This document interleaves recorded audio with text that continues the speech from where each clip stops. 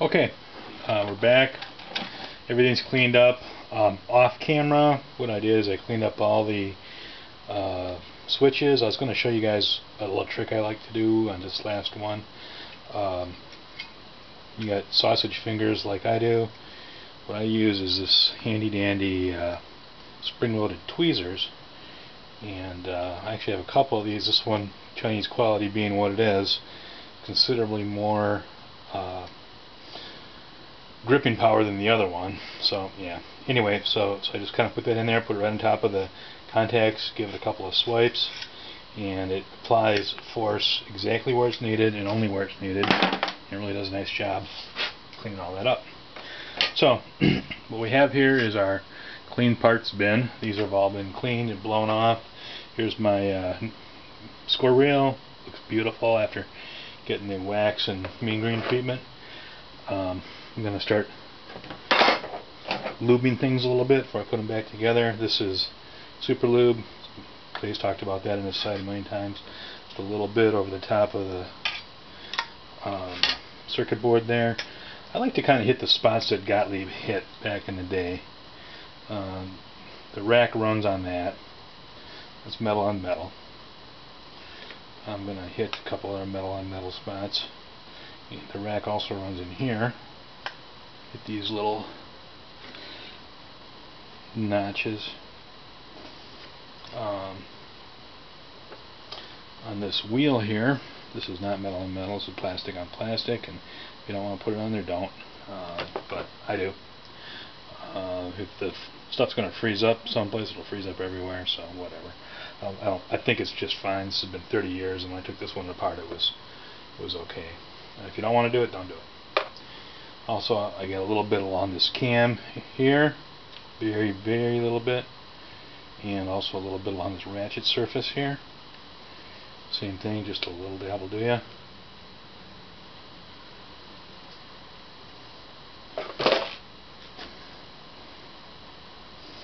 And everything's good to go back together now. So, start with the fun part first, getting that rack back in place.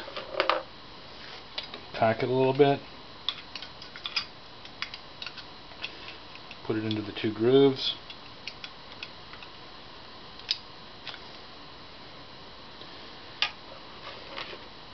My clean parts bin have been joined by a new coil sleeve. Put that in next. I experimented a little bit with putting the coil sleeve in last. I don't think I like that. I think I actually broke a coil in the process, but this one is really tight. Come on, girl. Come on, girl. A little bit more. Try it from the other way. This generally is not that difficult. I don't know why this is such a problem this time. There it goes. Okay, put in the plunger.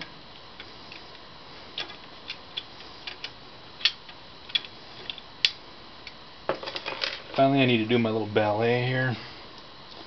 I'm going to hold this back, put this underneath, try to hit, put the coil sleeve through the hole. Bring the plunger out. See, now it's kind of, everything's loosey-goosey in here. Try to lift this up over the top, and come on, come on. There it is. Once you get that far, you are really home free. So I'm going to hold everything in place and start putting screws in, and tighten nothing up yet. Just put it in, put them in loose, just like a wheelbarrow. The assembly here, these things are all so sloppy that there is plenty of tolerance there, and I put them together, ran screws down ahead of time, and actually had problems with alignment, and the thing would bind up a little bit. I loosened everything up.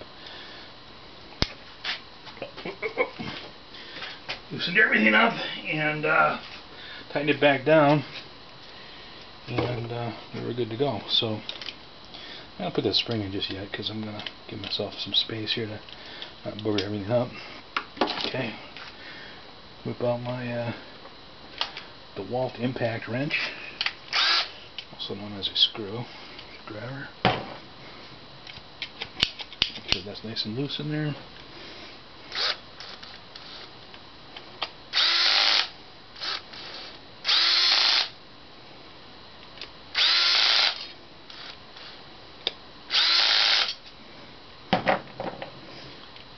Still happy? Okay. I'm going to flip this into stroke switches back into place. See if I can put these in with my fat fingers. That little tiny screw. Now here comes the part where if you have children in the room, you might want to leave while I thread this little tiny nut on.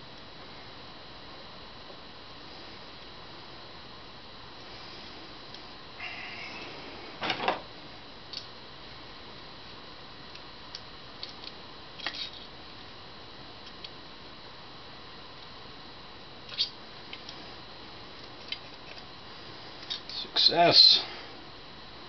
So now my end of stroke switches are back in place and tight.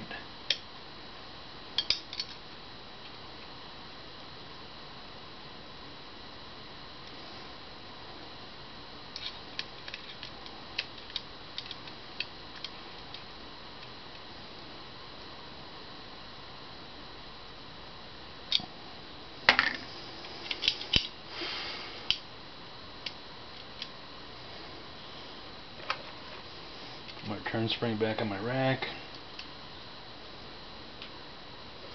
Put in my thrust washer for my spring. Spring next. This guy here, I like to put it in so the last tooth is on the last tooth of the rack. Now, make sure you have a full stroke. This one has a full stroke. Now, load it up a little bit. So I've got my finger in here, and the reason I'm doing that is so that this whole thing doesn't come shooting out with the spring behind there. Flop this on top.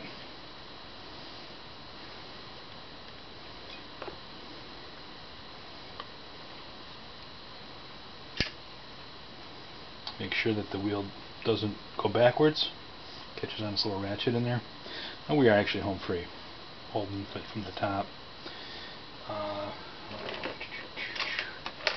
Putting on my signal wheel here. Just as I suspected, my manufacturing marker has gone away, the magic marker one, but we still have the molding here and the little tiny tit there. You can, I mean, they say it's idiot proof, so you can build a better idiot and put the thing on upside down. If your high scores and things don't work, have a look at that. So there we go. That's on correctly. Put on my thrust washer. It's got like a little key. It looks like a castle or something. Put that on there. Bring this whole schmaz back around my circuit board for my...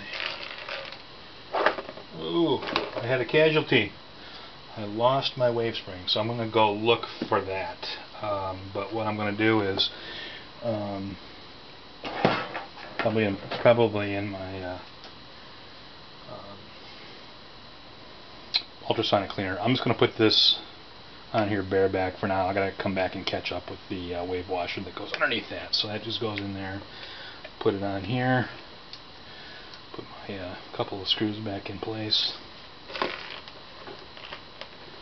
Yeah, I checked the parts. I thought that I had everything, and by God, I didn't. So I'll go back and I'll find it, and if not, I have plenty of extra parts laying around. It's not a big deal.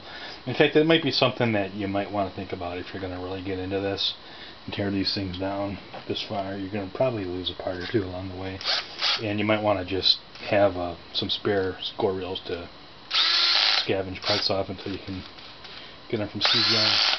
So anyway, that's it. All done except for that wave washer that God only knows where that thing is. But let's have a quick look at it, make sure it's working good.